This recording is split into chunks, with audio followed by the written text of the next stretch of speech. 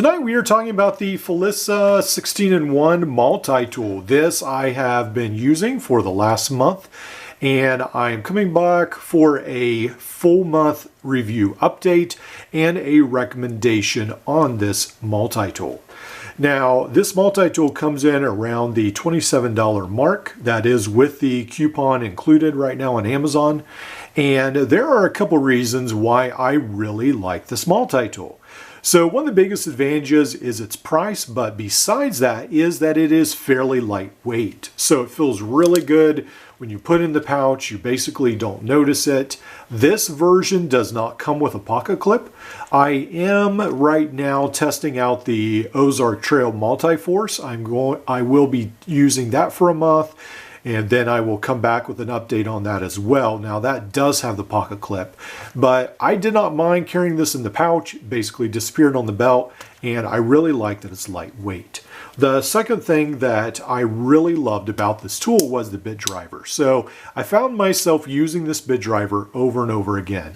Now with this bit driver, you do need this ball detent, but that's not a huge deal.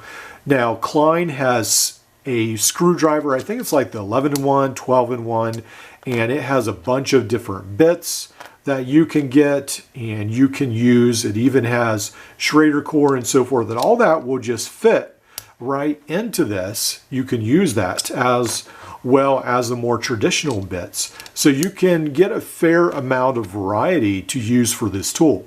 I will try to leave links for those screwdrivers. There's also a cheaper one I think Amazon has for $8, and it looks like it has the same ball detent and small bits that will work as well. So on this side of the tool, you have the ruler, you have the screwdriver, you've got the pliers, and on this side, you have several tools. Now, because I am in commercial HVAC, I actually did not find myself using, I don't know if I used any of these tools the last month. So the can opener, the micro screwdriver, I could have maybe used that a time or two, but this wide screwdriver, I found myself just using the bit driver. And then the scissors, I really didn't use that. I use the scissors a lot more when they're an outside opening tool, but when they're inside, I find myself just using the knife. Now, the pliers did pretty good.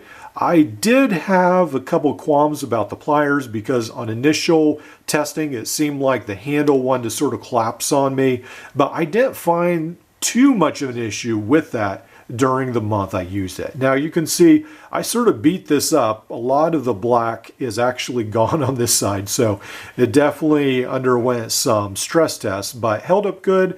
I don't think I really used the cutters that much as well, but the pliers I did use many times, and the knife especially, and the screwdriver. Those I found were the three main things that I used. Now on the outside you do have the saw, which looks pretty nice, and then you also have the file.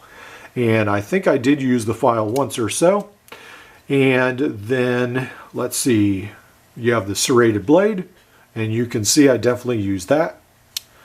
I found the serrated blade was nice. I used that for boxes and so forth, because the one negative thing about this is this knife blade dulls fairly quickly. But the advantage, I guess, is I was able to just use it on my, use my knife sharpener, a small knife sharpener. I have a pocket one, and it actually sharpened up fairly quick. So I was able to do that. So just keep in mind this will dull fairly quick, but you can bring back the edge without too much of an effort.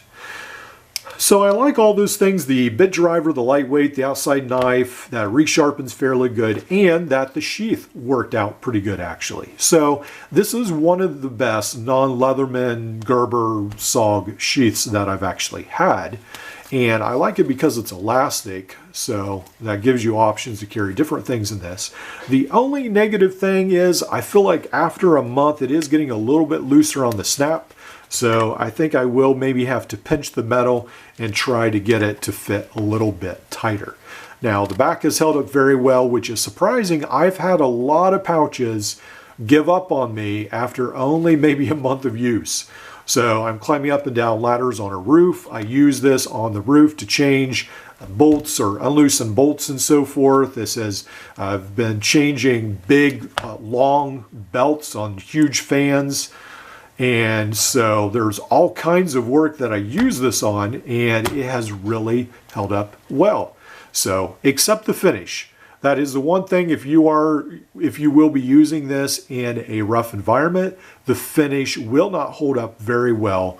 It will definitely come off. So that is definitely one of the negatives to this tool. Now, as I think I already mentioned, these bits, you can get them in the Klein screwdriver, some other screwdrivers as well that I will try to list on Amazon. And then you can see that this is essentially the same size as the Leatherman Wave, pretty much identical.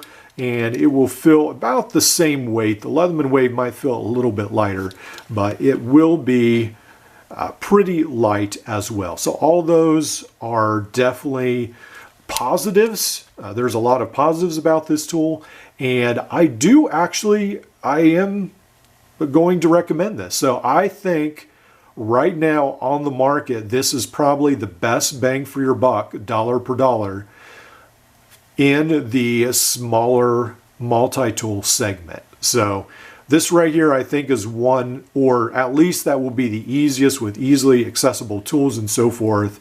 I think this is one of your best options to get right now. So definitely one of the best multi-tools of 2023 if you're on a budget. I'll see you in the next video.